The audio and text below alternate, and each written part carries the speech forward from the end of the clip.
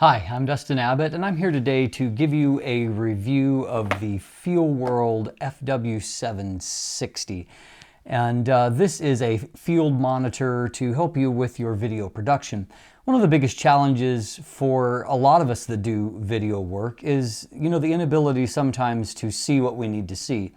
That's particularly true for someone like me who doesn't have any kind of crew or assistant, and for the most part it's just me in front of the camera and then me behind the camera.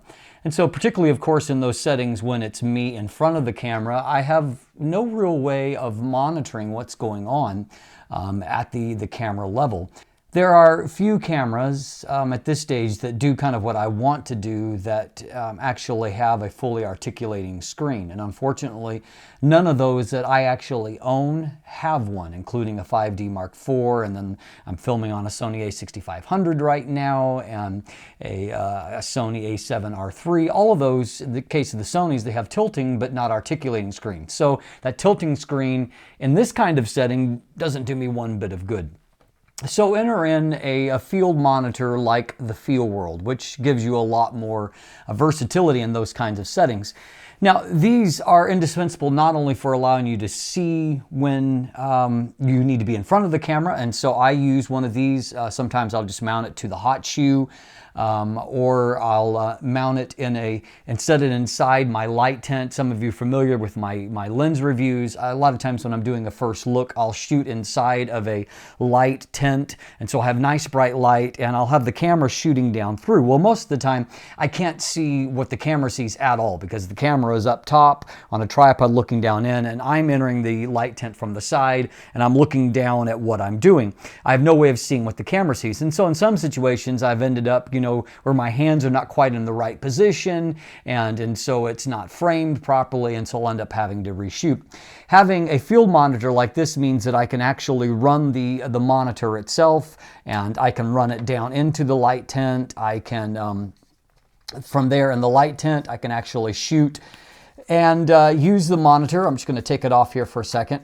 And what I'll do is I'll run the actual HDMI cable down through, and I'll just set it on something like this, where I can put feet underneath it. And then as a result, I can have that down in the light tent, where it's not in camera, but where I can see as my hands are moving, I can see what I'm doing. And I've used this not only just in the light tent, but in other situations where I'm doing a hands-on demonstration, and I want to be able to see what the camera sees. And so having the monitor's ability to do that is pretty amazing. It also helps to fill in the gap for some things that your camera may or may not be missing. And, for example, it has things like zebras and, false color mode and a histogram and different things where you can highlight what's going on in terms of the video settings and actually see what's going on. And so, for example, a Canon 80D like this, it doesn't actually have, focus peaking or overlays like that, zebras, where when I'm using the monitor, I can actually add on those things and visually show them through this. Now, a few things about the specifications of the monitor itself. It operates off of either a battery pack, and which, by the way, depending on, the listing, it may or may not come with a battery pack, and so you either need to purchase that separately, your kind of chosen pack, which, by the way, it's not just this one. You can go with battery packs that have, a longer lifespan if that's something that's a priority. You can also operate it from a DC adapter. You just have to make sure to actually purchase one to do that. But anyway, so you have a power source for it, but with the battery pack that I have on there attached, it weighs in at about 380 grams for me. And so, obviously nice and light enough that I can mount it on the assembly, like on this Moza Aircross gimbal with the dual handle setup. And so as you saw a few minutes ago, I have it set up with that. It's light enough that I can mount it on that, and frankly, I don't really feel it at all. But as far as the actual monitor itself, when I'm working with the dual handle, it's nice and light, and it gives you so much better a view of what's going on. In the case of using gimbals, sometimes, of course, the rear portion of the gimbal and the motor here actually will block your visibility of the screen. And so, having a actual monitor assembly there makes a huge amount of difference for being able to see what the camera is seeing. And of course, there you might also, log in some focus aids and, just help to give yourself altogether a superior experience. And so in this case, of course, the monitor itself, it says on my box, as you can see, it says 4K. And while it's technically not actually 4K in terms of the native resolution, but what that actually refers to is the fact that this is a 4K, it supports 4K input. And so in this case, I have a 1080 input that's coming into it, but I've tested it with, A6500, 5D Mark IV, A7R Mark III. It takes that native 4K input and it scales it to the native, full HD or 1080p of the actual monitor itself. And so I've had no problems with flickering or anything like that. It just does the job that I need it to do. And so as you can see here, I very easily can monitor what's going on with that. And it works right well. There you are. And so as a result, that certainly is a handy thing about it. We're going to jump in. We're going to take a closer kind of hands-on look at some of the design here, and so that you can have a closer look. Okay, I'm going to give you a little closer look at the FeelWorld FW760 field monitor. So first thing to note here is that with the battery pack attached to it, when I put it on my scale, it came in at 380 grams. And so it's very nice and light. And so as a result, the materials here are primarily plastics. And while it feels light, at the same time, it doesn't really feel cheap. And the screen itself is a good IPS panel, and it has very, very nice resolution. Now let's look at a few things here on the side. Number one here, you do have a port where, while it doesn't come with the adapter, or at least the kit that I purchased, and I do want to make a note on that these kits, what's included, they kind of widely vary. So just kind of look at the various sellers at getting what you want. But you can get it with a DC adapter, or you can get a DC adapter or plug one in, and so you don't have to worry about using a battery pack. In some cases, you may not even get a battery pack. And so one thing to watch for with your kit is a lot of times it doesn't cost much more to get a few more accessories.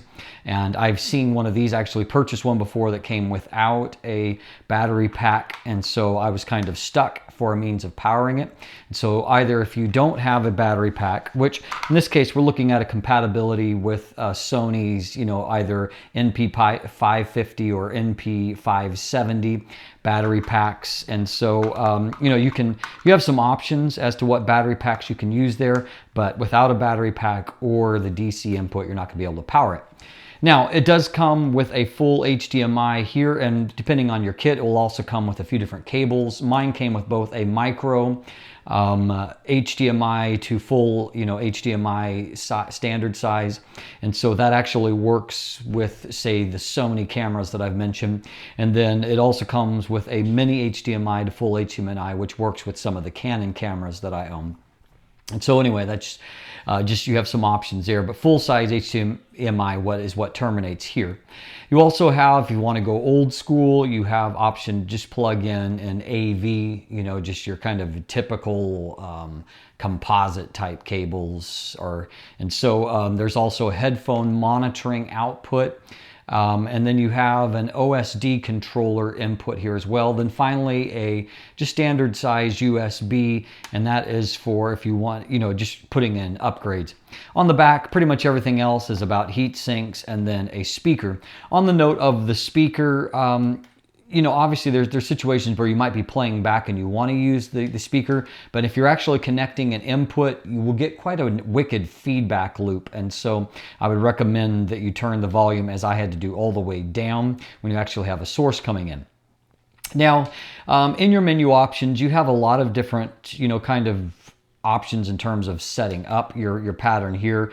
And so you can go through and you can navigate to make changes to the actual image quality, although it does seem to be pretty decently calibrated out of the box, at least the one that I got here.